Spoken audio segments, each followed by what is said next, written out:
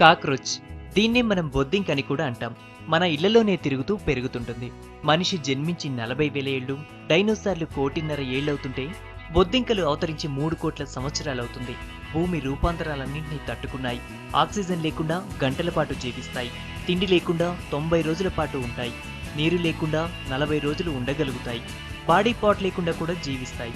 ఓ cockroach తల, మొండెం లేకుండా 12 గంటలుంటే తలలేని మొండెం 40 రోజుల వరకు ప్రాణాలతో ఉంటుంది.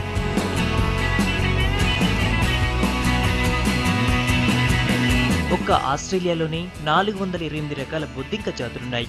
మనకు కామన్ గా కనిపించే బొద్దింక జర్మన్ కాక్రోచ్. ఇవి ఒక్కోటి ఏడాదిలో 1,00,000 బొద్దింకల్ని ప్రొడ్యూస్ చేస్తాయి.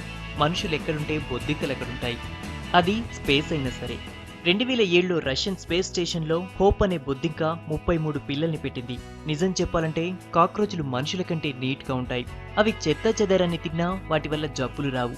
వాటిని చంపడానికి వాడుతున్న పెస్టిసైడ్స్ మనకి ఎక్కువ హాని కలిగిస్తున్నాయి.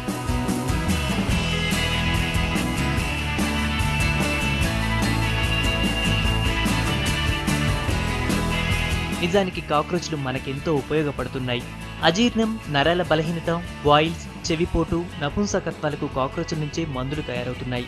2010లో జరిగిన అధ్యయనంలో కాక్రోచ్ల బ్రెయిన్ బలమైన యాంటీబయాటిక్స్ కలిగి ఉంటాయి. అవి 90% బ్యాక్టీరియాని, ఈకోలైని నిరోధిస్తాయి. అంతేకాదు కాక్రోచ్ల రియాక్షన్ టైం 40 మిల్లీ సెకండ్లు. ఒక్కో సెకండ్కు వాటి బాడీ లెంత్ కన్నా 50 రెట్లు పరిగెత్తుతాయి. కాక్రోచ్ల బాడీ ఎన్నో ఆవిష్కరణలకు తోడ్పడింది. క్రాష్ అవ్వని కార్ల తయారీకి, టైమ్ క్యాప్యూల్స్ తయారీకి బొద్దింకలు ఉపయోగపడుతున్నాయి. ఇవి కోట్ల ఏళ్లు సర్వైవ్ అయ్యే అవకాశాలుండడం వల్ల జెనెటిక్ కోడ్స్ ను సైంటిస్టులు బొద్దింకల్లో ప్రవేశపెట్టి భద్రపరుస్తున్నారు. మనుషులు అసహించుకున్నట్టు ఈ కాక్రోచ్ మనకు హాని చేయని పురుగు.